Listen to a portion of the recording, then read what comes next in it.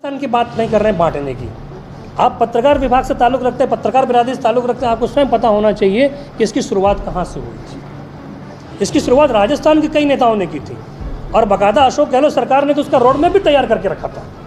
ये जो 9 जिलों का जो गठन हुआ था, जिसको कुछ जिलों के अंदर भजनलाल सरकार ने जिलों को रद्द कर दिया, अगर आप उसके ध्यान से देखेंगे तो उसके अंदर कुछ जिले ऐसे भी थे जिसको कहने की रोड मैप के रूप तैयार किया गया था कि मरु प्रदेश को अलग किया जाए। हम कहाँ उसकी मांग कर रहे हैं? मांग तो मरु प्रदेश के लोग कर रहे हैं और उस मांग को कांग्रेस खुद करना चाह रही है। हम कांग्रेस के धर्रे पे नहीं चल रहे हैं। हम तो मरु प्रदेश की जो मांग जनता कर रही है, वहाँ के लोग कर रहे हैं ना, उनकी मांग को और आगे ले जाने का प्रयास कर रहे हैं। हम कहाँ मांग कर रहे हैं? ये आपका जो हमारे ऊपर आरोप है पूरी तरीके से तथ्यहीन बेबुनियाद आरोप है। हम मांग नहीं कर रहे हैं, हम उनकी मांगों को आगे बढ़ाने का प्रयास कर रहे हैं। हम बांटने का प्रयास नहीं करते, हम जोड़ने का प्रयास करते हैं। कि बहुत अच्छा सवाल है आपका और आपके सवाल का जवाब भी मैं देता हूँ। जो पोस्टर आपको दिख रहे हैं, जो ऊपर आपको सारी जातियों को दिख रहे हैं, लेकिन उसके अंदर जो पदाधिकारी वगैरह दिख रहे हैं, हमारी पार्टी अभी नई है। हमारी पार्टी का संगठन अभी शुरुआती दौर के अंदर है। अभी जैसे जैसे जिन जिन जातियों के नेता जुड़ते जाएंगे, आने वाले समय के अंदर जब आपकी हमारी पीसी होगी, आपसे हम रूबरू होंगे, तो आपको इसके अंदर दूसरा परिवर्तन दिखाई पड़ेगा। इसके अंदर आपको विभिन्न जातियों के नेताओं की फ़ोटो भी देखने को मिलेगी। इसलिए शुरुआती दौर है।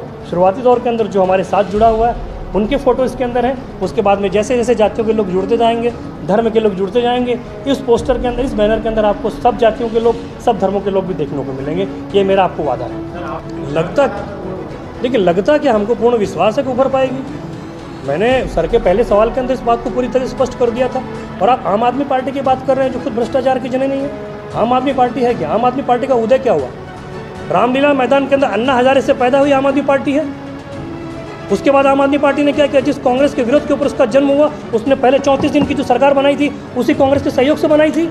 उसकी बात क्या करेंगे आप? आम आदमी पार्टी पूरी तरीके से भ्रष्ट पार्टी है, झूठों की पार्टी है, धोखेबाजों की पार्टी है, भ्रष्टाचारियों की पार्टी है। तो उसका अंजाम तो होना ही था।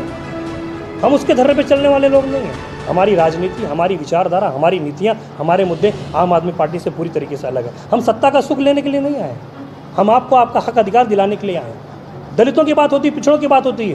कांग्रेस ने क्या किया पिछड़ों के साथ में अब तक? कांग्रेस दलितों की बात 2011 से पहले क्यों नहीं करती थी?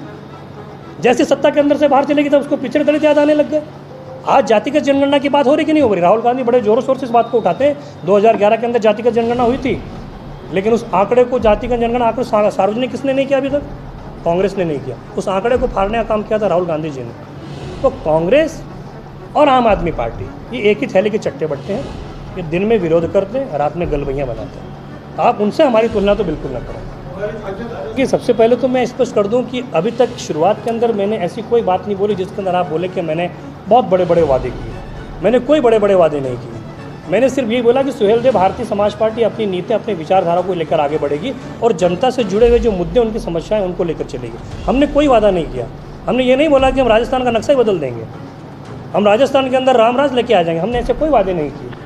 लेकिन आपने ये भी हम पर आरोप लगा दिया कि ये भी हो सकता है कि भैया हमारे 2 विधायक चुनकर आ जाएं तो हम भी हमारी राजनीतिक रोटियां सेक लें।